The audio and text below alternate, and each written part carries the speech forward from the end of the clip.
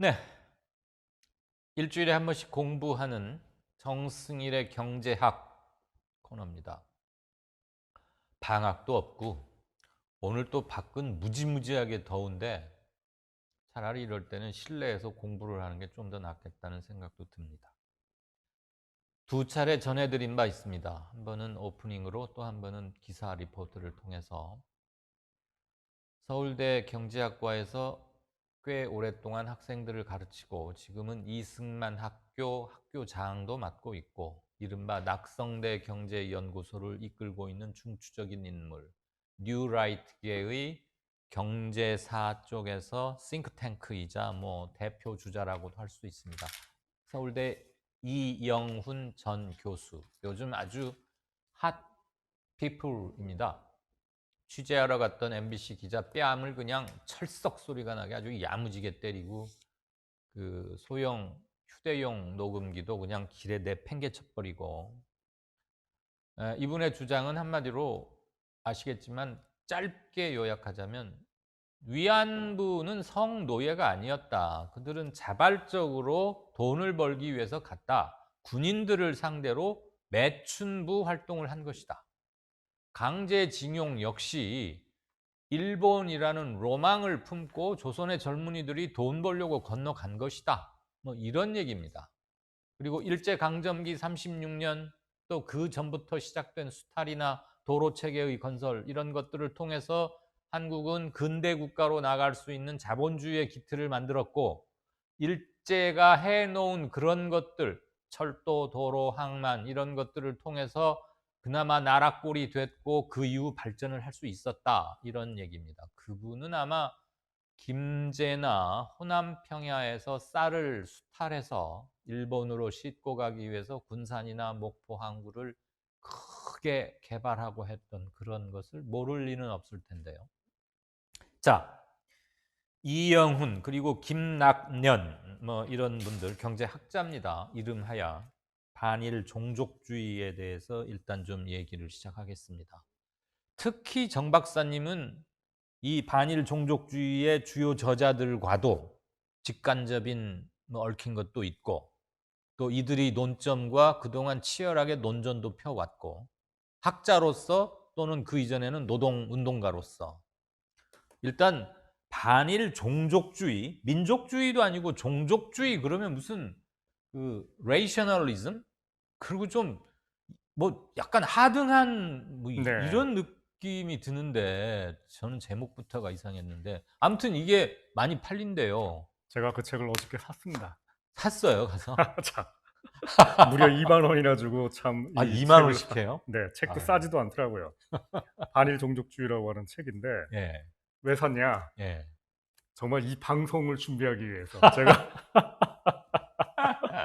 이런 책을 감사합니다. 제가 사기 위해서 무려 2만 원을 더 드려야 되나?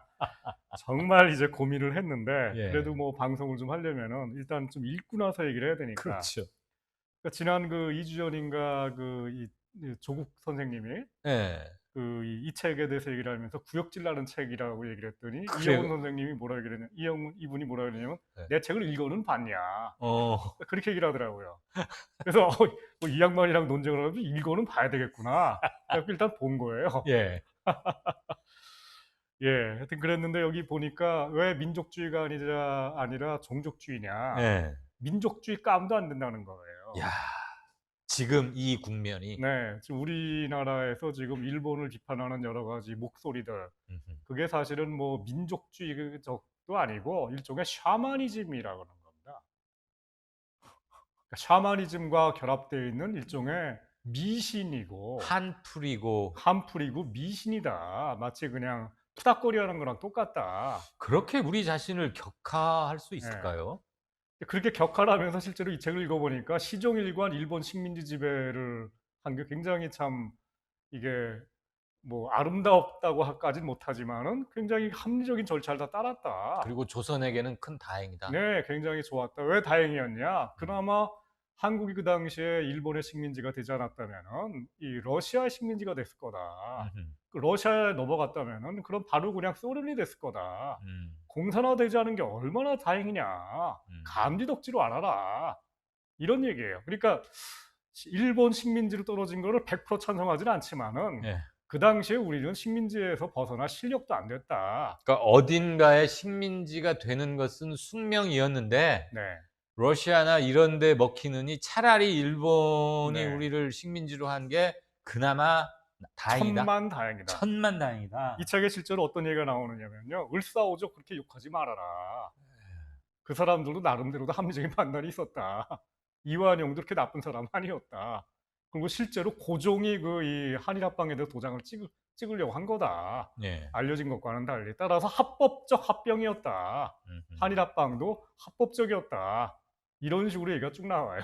그러다 보니까 이 책에 있는 내용을 우리가 인정을 다 하게 되면은 한일합방도 합법적이고, 그러면은 이 독립운동, 3.1운동 전부 다 불법이 되는 거고, 그렇죠? 네.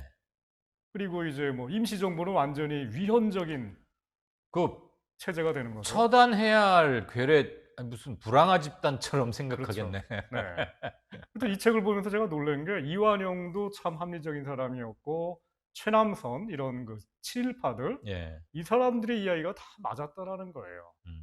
그리고 이런 사람들과의 연장선에 있는 사람이 이승만이라는 음음. 겁니다.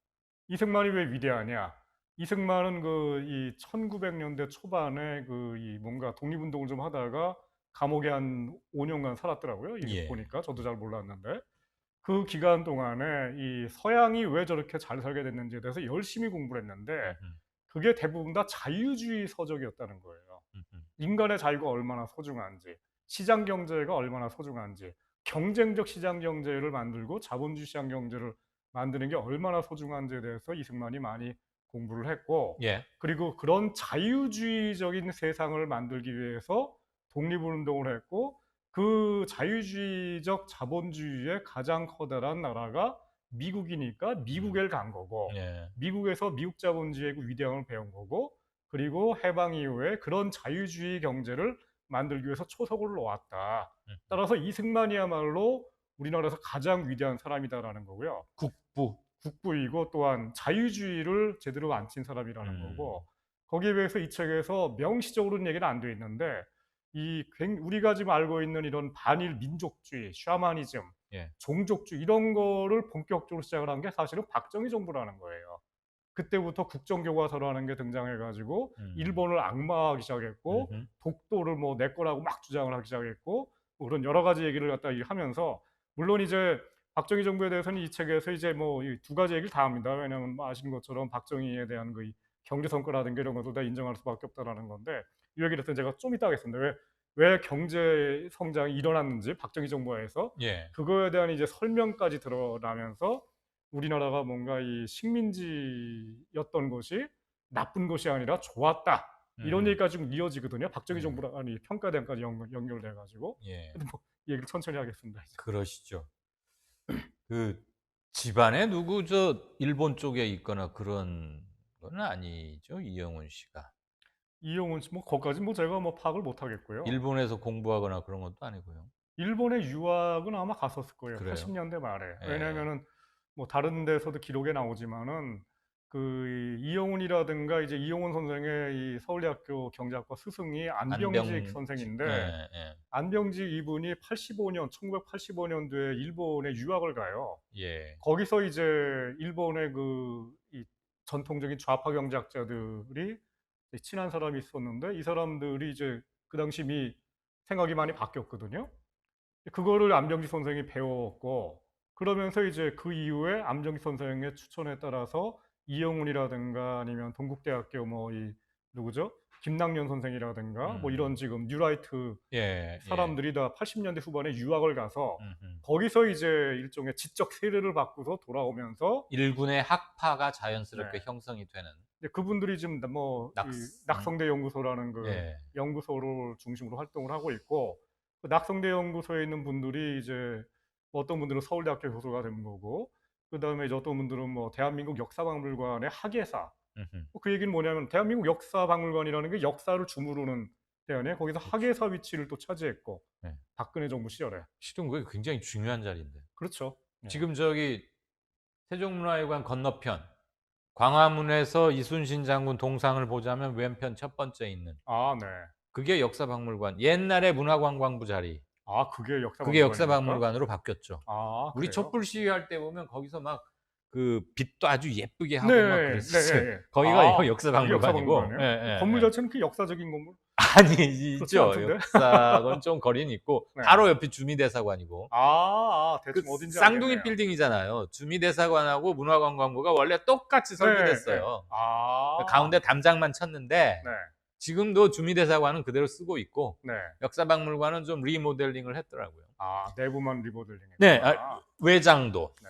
어쨌거나 지금 말씀하신 그 일련의 학자들의 흐름 중에 가장 대장격이라고 할 수 있는 사람이 안병직 안병직이죠. 서울대 경제학과 네. 교수인데 토요타 재단으로부터 연구 자금을 초기에 받았고, 네. 그리고 낙성대 경제연구소, 낙성대 연구소라고 자기들끼리 서클처럼 네.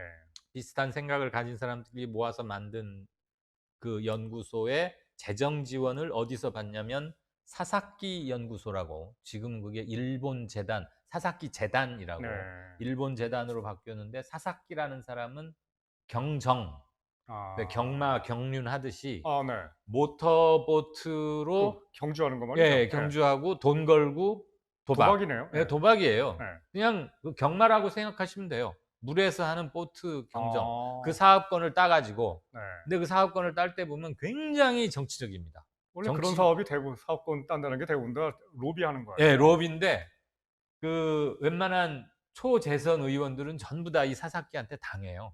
아, 일본 의원들이. 예, 예. 주물러 가지고 자기가 전국 연맹 회장이란 걸 하나 만들고 그것을 백그라운드로 해서 그 사업을 따냅니다. 네. 그래서 거기서 어마어마한 돈을 벌고, 네. 그다음에 이제 주식 시장의 내부자 정보나 고급 정보들을 이용해서 한번 투자하면 보통 한 100배씩 벌었다고 해요. 아. 그래서 지금 자산 규모만 뭐 2조 8천억, 2조 엔. 8천억 엔, 그럼 우리 돈으로 20조가 넘네요. 30조 가까이 되죠. 300억 달러 정도면 그럼. 그렇죠, 그렇죠. 엄청난. 네, 뭐 일본에서 뭐 그래도 최고 부자는 아니겠지만 네. 아무튼 돈을 지저분하게 벌었는데 어마어마한 왕국을 이룬 그 아. 사사키란 사람이 낙성대 경제연구소, 안병직 등을 어. 후원하고 있죠. 어유, 그럼 돈 많겠네요, 거기. 뭐 제가 뭐 막강한 그냥 돈줄을 가지고 있는 예, 거네요, 낙성대 거기 연구소의 가지고. 회계장부는 못 봤습니다만, 네. 근데 이제 사사키 연구소라고 그러니까, 사사키 그러면 일본에서 싫어하는 사람이 많거든요. 네.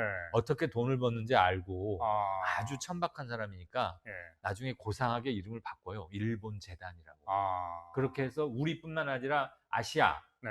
필리핀, 과거 일본이 짧게도 지배했던 베트남 이런 데에 가서 좋은 일을 하는 척하면서 친일 분자들을 양성시키는 네. 이제 그런 거에 주력하고 있죠. 네. 뭐 사실 뭐 일본만 그러는 게 아니라 뭐 미국에도 뭐 그렇죠. 가령 뭐 뭐 록펠러. 록펠러 재단도 있고 다 그게 이제 뭐 학문적인 용적을 하긴 하는데 예. 뭐 이렇게 관대하긴 해요. 뭐 굳이 뭐 미국 비판해도 괜찮다 예. 이런 얘기를 하는데 이제 계속 그러면 이제 잘라버리죠. 예. 헤리티지 재단도 예, 해리스 그렇고. 재단도 그러고. 예. 아무튼 그러는데 박사님께서는 물론 인제 이 책을 사서 보신 것은 경제학자로서 도대체 뭐라고 써 네. 놨는지를 보시기 위해서 산 건 압니다만, 이게 지난 7월 말부터 8월 초 중순까지 지금까지도 베스트셀러 상단에 있어요. 네. 그런데 대개 책을 살 때 목차나 머릿말은 한번 슬쩍이라도 보지 않습니까? 그죠? 그러면 요즘 같은 국면에서 한일 이렇게 첨예하게 부딪히는 국면에서 음. 목차만 훑어봐도 '아, 이 책 좀 이상한데? 그냥 안 살 것 같은데 왜 이렇게 많이 팔린다고 보세요?' 뭐 지금 얘기하시는 거에 이제 이미 답이 들어가 있는데 일반인들은 이 책 딱 보고 뭐 이런 책이 다 있어 하고 안 사죠. 그럼 그렇죠. 그 누가 사겠습니까? 재미도 없는 비싼 걸 누가 사겠어요, 솔직히. 제가 이제 어디 보니까 이 책의 그 출판 기념회가 있었는데 예. 그 출판 기념회에 그 심재철 의원, 예. 그다음에 정종석 의원, 그다음에 뭐 또 조선일보 뭐 기자들 대거 와 가지고 이 책을 우리가 반드시 읽고서 이 나라를 바꾸겠습니다라고 해서 아주 굉장히 칭찬을 하면서 뭐 가령 뭐 어떤 그 이 새누리당 의원 같은 경우는 이 책을 100만 부를 팔자 앞으로 캠페인을 벌였더라고요. 아. 그럼 이제 이런 이야기들이 어딘가로 다 이렇게 뭐 전 방송이라든가 전파가 되겠죠. 유튜브라든가 이런 쪽에 뭐 카톡, 뭐 요즘에 이 보수 쪽 사람들 유튜브 카톡 이런 거 엄청나게 하니까 굉장히 많이 전파가 됐겠죠. 네. 그럼 이제 자기들의 정신무장을 위해서 지금 이 책을 읽고 있다는 거예요. 학구열도 대단하네. 정신무장 하려면 한 다섯 페이지짜리 팜프렛 딱딱딱 정리된 걸 하지 누가 저 200저거를 읽고 앉아 있어. 뭐 그렇지는 않을 것 같은 게 아시는 것처럼 우리나라에서 지금 이런 식의 책들을 가장 열심히 읽는 사람들이 일종의 보수 쪽 사람들인데 예. 아시는 것처럼 그 매주 주말마다 그 토요일에 광화문에서 집회가 열리지 않습니까? 예. 태극기 집회요. 저도 우연히 그냥 이 토요일 날 등산하고서 어떻게 광화문에다가 이 술 약속을 잡은 거예요, 친구들하고. 저는 뭐 토요일마다 그런 게 있는지도 몰랐죠. 예. 갔는데 세상에 그 70대 된 할아버지들이 이 태극기랑 그 성조기를 들고 성조기. 대마를 하는데 그것만이 아니라 고등학교 깃발을 들고 나와요. 출신 고등학교요? 네. 아, 그래요. 경기고등학교, 경복고등학교, 명문들이네요, 다 이른바? 명문들이에요. 예. 아시는 것처럼 우리나라에서 60대, 70대 아직 뺑뺑이 되기 전에 전에. 그 세대 사람들이 사실은 태극기 부대에 굉장히 강력한 일원들이에요. 그러니까 이유 머리가 순전히 비어 있는 그렇죠. 거는 아닌. 우리나라에서 태극기 부대를 이끄는 사람들 중에 상당수는 이제 군대에서 하급 장교였던 뭐 하사관 이런 사람들, 예. 뭐 이 베트남 전쟁 이런 뭐 공수부대 이런 사람들이지만은 상당히 많은 사람들은 제가 보기에는 이 전국에 그 당시에 춘천고등학교, 대전고등학교, 실제 제가 봤어요. 대전고등학교 깃발, 뭐 부산고등학교 깃발 예. 다 보면은 이제 제가 볼 때는 그 사람들 다 뭡니까? 우리나라에서 가장 그 이 고위직까지 올랐던 공무원들, 예. 그다음에 삼성전자라든가 현대차 같은 대기업에서 임원급까지 해본 사람들, 이런 사람들이 지금 제가 볼 때는 이 책을 지금 읽고 있는 주요 독자들이라는 거죠. 그리고 이 사람들이 지금 자기들이 자기들은 진짜 정말 인생을 걸고서 이승만 뭐 이런 식으로 생각을 하고 있는 거예요. 제 대학 후배가 출판사를 경영하고 있는데요. 네. 이 친구가 펴낸 책은 교보문고에 가면은 황금 매장 코너가 있잖아요. 이렇게 눈에 가장 잘 뜨이고 동선을 고려해서 사람들이 저절로 와서 이렇게 짚고 이렇게 제 후배가 만들어낸 책은 거기 한 번도 올라본 적이 없는데 제 책도 그래요. 제가 낸 책도 거의 간 적이 없어요. 저는 제 책을 도저히 못 찾겠어서 네. 컴퓨터로 이렇게 검색을 했더니 저자 이강윤 했더니 서가 번호가 있더라고요. 그래서 가서 찾았어. 저도 그렇습니다. 우리 동병상련이에요. 딸한테 한번 보여줬어요. 아, 그래요? 아빠가 책도 쓴 게 교보에도 있어. 뭐. 이 친구는 이제 납품등 때문에 교보문고에 가면 실무자들을 만나잖아요. 네. 그래서 물어봤대요. 반일 종족주의가 도저히 이해가 안 가는데 네. 지금 교보에 재고가 몇 권 있냐? 네. 850권이 있답니다. 아, 재고가. 네. 매장에 나와 있는 거 말고 네. 그러니까 매장에 적어도 한 3, 40권은 이렇게 네. 쌓여 있죠. 있는데 예. 저쪽 안에 창고에 850권이 들어와 있대요. 네. 그래서 내가 그 후배한테 850권이 갖는 의미가 뭐야? 네. 그랬더니 그러니까 많은 건가? 어마어마하게 많은 거래요. 어마어마하게. 교보가 네. 그 금싸라기 땅에 이것저것 놓을 것도 많은데 아, 한 종류의 책을 850권을 싸면요. 그 부피가 굉장히 많이 그쵸. 차지합니다. 네. 요즘 아. 만약에 책이 잘 팔린다. 그럼 그 출판사한테 띠리링 그쵸, 전화하면은 바로 그냥, 30분이면 오토바이에 싣고 몇십 권 그쵸. 가져오는데 네.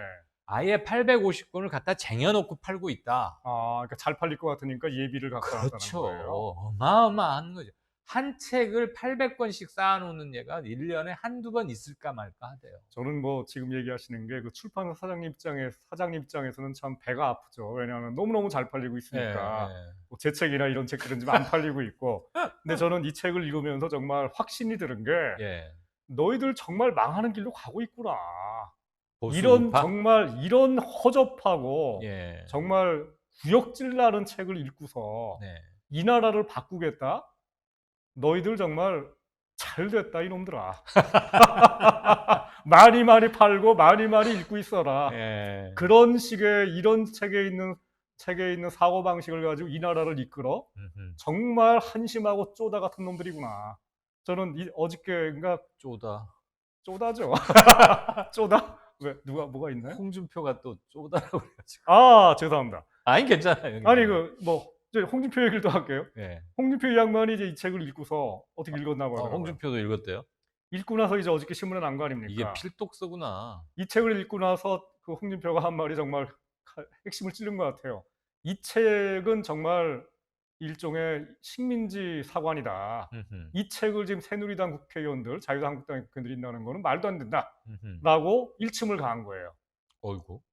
그러니까 이 양반은 제가 볼 때는 나름대로 홍준표 이분이 약간 튀는 사람 그 아닙니까? 뭐 많이 생각이 왔다 갔다 튀죠. 하니까. 예예. 어떤 경우에는 일반 서민들 입장에서 그냥 이렇게 찌르기도 하잖아요. 뭐 예. 그 바람이 사실 대선 후보까지 간 거 아니겠어요? 그렇죠. 네. 제가 볼 때는 그 황교안 선생을 비롯한 이분들은 부류가 달라요. 완전 엘리트 아니에요. 예 그러니까 예. 제가 볼 때는 아까 얘기한 것처럼 이 좋은 고등학교 나와서 그냥 출세만 한 어. 정말 이 책을 읽으면서 뭐가 문제인지를 못 느끼는 이 사람들이 지금 새누리당의 지도부를 구성을 하고 있는데 예. 저는 이거는 백전백패다. 그러면 네. 시청자분께서 궁금해 하실 텐데 여지껏 읽으신 부분 범위 내에서 너무나 황당하고 이론적으로건 실증적으로건 도저히 맞지 않는 대목이 하나 있다면 좀 읽어 주시고 그거를 비판해 주실 수 있을까요? 저는 뭐 이 책 내용 전체가 다 네. 황당한 얘기들이 많아가지고 네.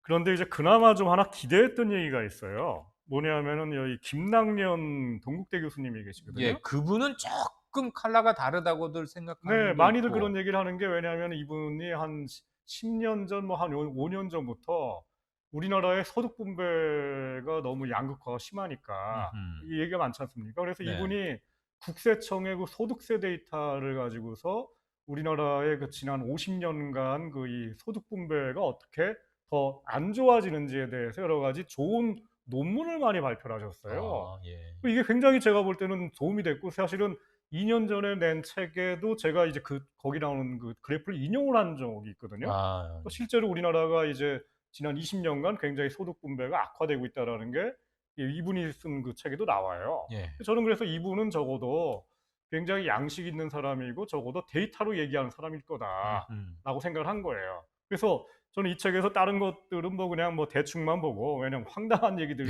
뭐 얘기를 해가지고 그래서 김낙년 선생님 글을 봤는데 이분이 얘기하는 그 주제는 뭐냐면은 일제치하 식민지치하에서 우리나라에서 쌀이 일본으로 많이 이제 수탈. 수탈됐는데 공출. 예. 이거 이제 공출됐는데 이분의 주장에 따르면은 그게 강제로 공출당한 게 아니고 그냥 시장 원리에 따라 가지고 매수를 했다. 시장 원리에 따라서 그냥 일본에 수출한 거다. 네. 그리고 그거를 뭐 일본 뭐 헌병들이 강제로 뺏어간 것도 아니고 제값을 받고 그렇죠. 팔았다 이 네. 말이죠? 제값을 받고 팔았다는 거예요. 그리고 그게 시장 원리에 어긋나는 게 아니고 아담 스미스의 시장 원리에 딱 부합하는 거라는 거예요. 예. 왜 그걸 갖고 그냥 강제 음. 송출이라고 진보 쪽 역사학자들이 엉뚱한 소리를 하느냐라고 비판하는데 네. 제가 쭉 읽어봤어요. 처음에는 읽어보니까 이분 얘기가 맞아요. 보니까 농민들이 그러니까 쌀을 팔았어요. 예. 그러니까 왜냐? 쌀을 팔게 되면은 아무래도 더군다나 일본 시장이 열린 거 아닙니까? 네. 조선에서만 쌀을 팔다가 예예. 수출 시장이 열린 거 아니에요. 예. 그럼 당연히 이 수요가 더 많아지니까 그러면 수요가 많아지면은 공급은 똑같은데 그럼 값이 값이 올라가겠죠? 예. 당연히 농민들이 더 이익을 얻을 거 아니에요. 예. 이분 얘기가 그거예요. 예. 수출 시장이 열렸으니까 우리나라 농민들이 얼마나 좋았겠냐. 음음. 이분들은 자진해서 내다 파는 거다라고 음. 얘기를 하더라고요. 쭉 보니까 어이 그러네. 이거 뭐 우리나라 진보적 사람들이 굉장히 큰 실수를 하셨네. 예. 라고 생각하면서 저는 당장 바로 머리에 떠오른 게 근데 우리나라의 그 당시 농민들이 예. 자기 땅을 가진 농민들이었나? 아니죠. 대부분이 소작농이죠. 소작농이었잖아요. 예. 그 소작농들이 자기가 갖다 팔았겠어요? 지주가 파는 거죠. 제 말이 그거예요. 그러니까 김성수, 네. 통화일보를 세운 김성수 등등 각지에 널리 퍼져 있던 지주들의 수입은 늘어났을 수 그렇죠. 있겠네요. 네. 그러나 소작농들에게 지불했던 것은 똑같았거나 더 그렇죠. 열악했거나 더 뭐 열악했죠. 네.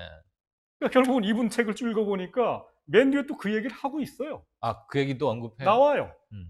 그러니까 제가 볼 때는 이 양반 얘기가 말이 안 되는 게 앞에는 분명히 농민이라고 표현하고 있거든요. 앞뒤가 양반이 아니고. 부딪히네요. 그렇죠. 논리가 안 맞는 얘기라고. 그거는 좌냐 아니 뭐 이쪽 계열이냐 저쪽 계열이냐를 떠나서 자기 글 안에서 상충한다는 그렇죠. 것은 기본 중에 기본 그렇죠. 아닙니까? 네.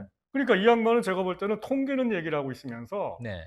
그 수출의 주체가 농민인지 양반인지를 처음에는 얘기를 안 하다가 맨 뒤에 가서만 그냥 이렇게 뭔가 뭐 얘기를 하고 버리면서 그럼 앞에 얘기를 바꿔야 될 거 아니에요. 그렇죠. 안 바꿨어요.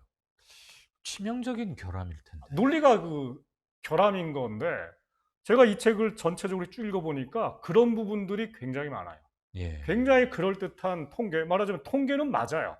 인용한 수출, 통계 자체는. 네, 통계 자체는 뭐 수출 통계 이런 것들 다 나오는 거니까. 근데 해석에 문제가 그렇죠. 있다고 보십니까? 해석이 문제가 억지 해석을 하고 있는 거예요. 아, 예. 예를 들어 가지고 이 책에 또 이 중간쯤 보면은 예를 들어서 우리가 알고 있는 장준하 선생 있죠. 네네. 장준하 선생이 이제 이 뭔가 학도병으로 전쟁에 간 거 아닙니까? 예. 이 책에 보면은 뭐라고 나오냐면은 그 당시 학도병이 자원병이었다는 거예요. 예. 강제로 이제 뽑은 게 아니라 자원병이었다. 이 책 보니까 저도 뭐 그거 처음 알았는데, 이 책 보니까 1944년도경에 전쟁 말기에 가서나 강제로 전부 다 그냥 조선 사람들을 했지, 그전에는 자원병을 모집했다는 거예요. 음음.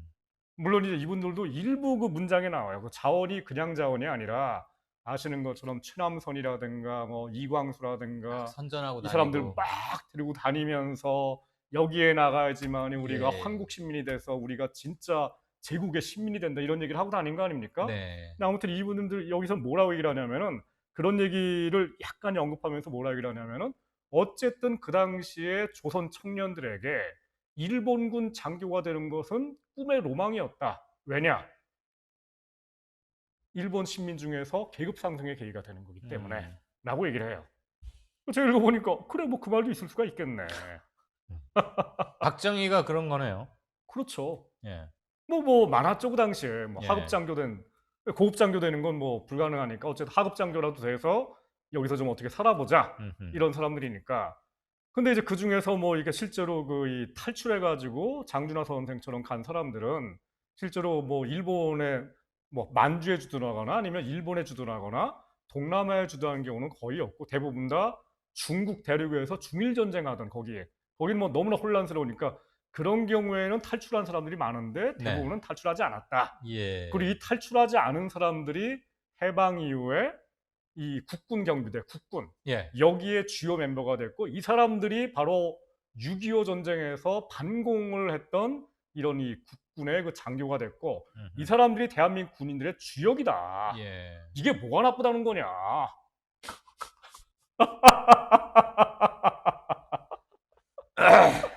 읽어보니까 그래, 나쁘다 좋다 다 빼고 그냥 실제 있는 팩트니까. 근데 그 책의 팩트 체크를 한번 누가 맘 잡고 집단 창작 어느 팀에서라도 해야 되는 게 아닌가 싶고요. 네, 한국 근현대사 연구회 같은 네. 한국 사학회 내에 여러 가지 특화된 분야가 있을 텐데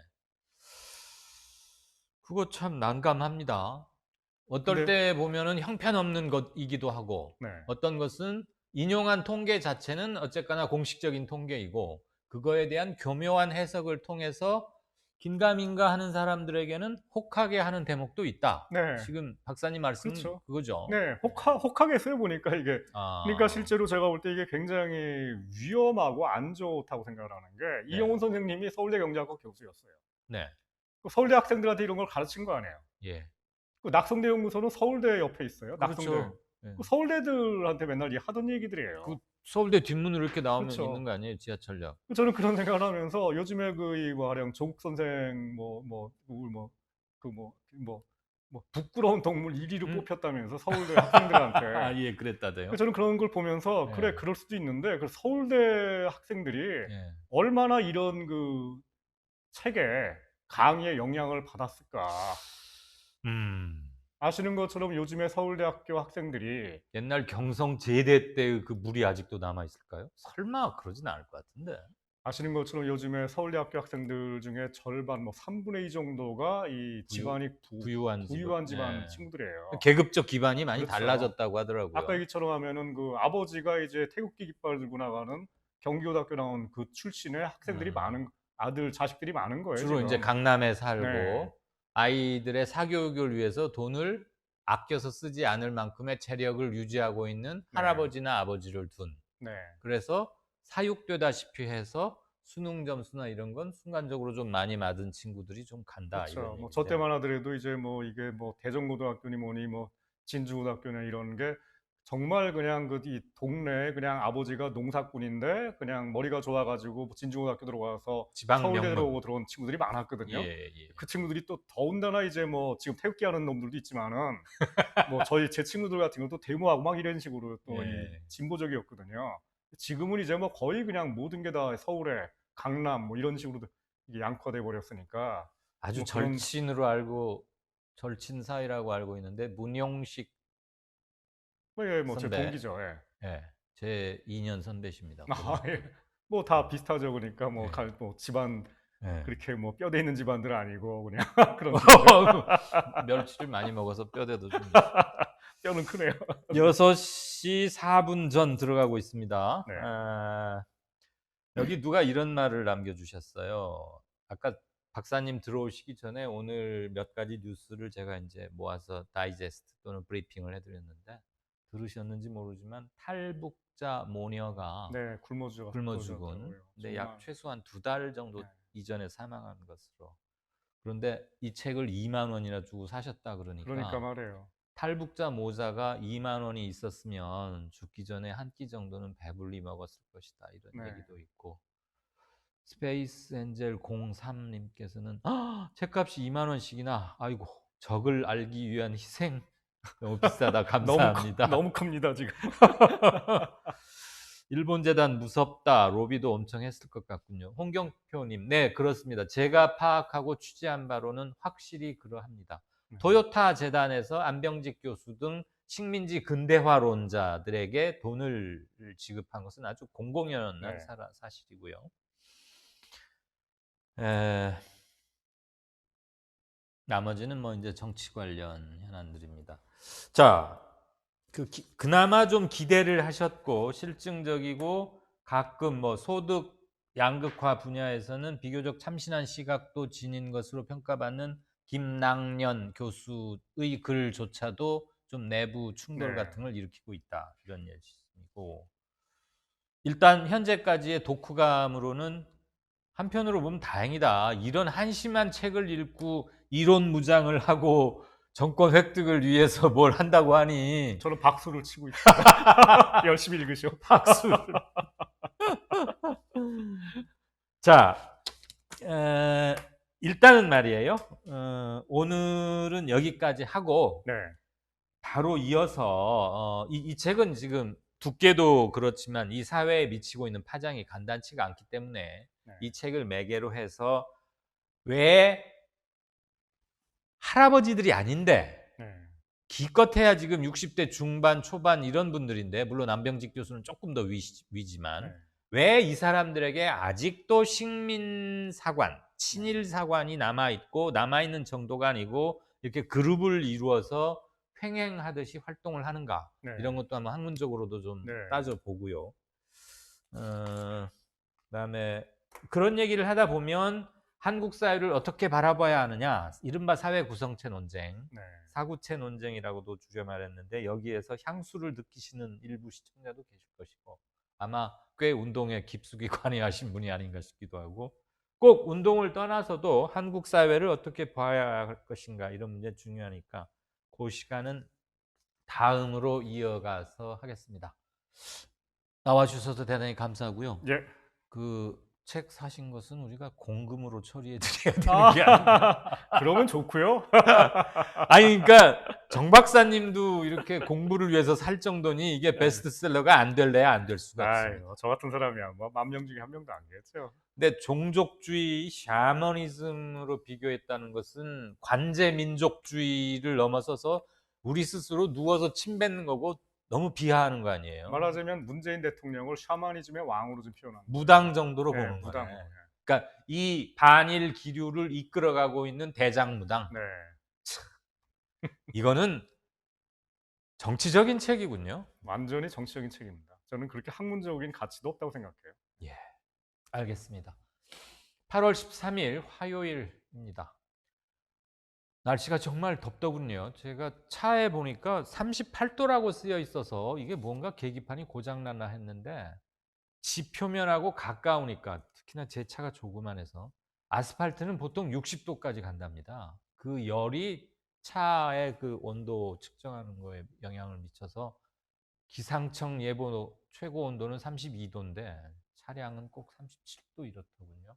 제발 그 일사병 요즘 뭐 온열 질환이라고 하던데 제발 좀 돌아가시는 어르신들 없으셨으면 그 깻잎 따다가 돌아가시는데 그 깻잎 다 모아서 팔아봐야 10,000원어치도 안 될 텐데. 물론 그분들은 평생을 일을 하셨기 때문에 푸르른 이파리를 보면 가서 뭔가를 따줘야 되고 벌레도 잡아야 한다고 생각하시는데 너무 숙연하고 눈물 납니다. 아무튼 주변에서 어르신들, 노약자들 더위에 큰 횡액 당하지 않도록 챙기고 그게 공동체의 출발이 아닌가 싶습니다. 8월 13일 이강윤의 오늘 이것으로 순서를 마칩니다. 고맙습니다.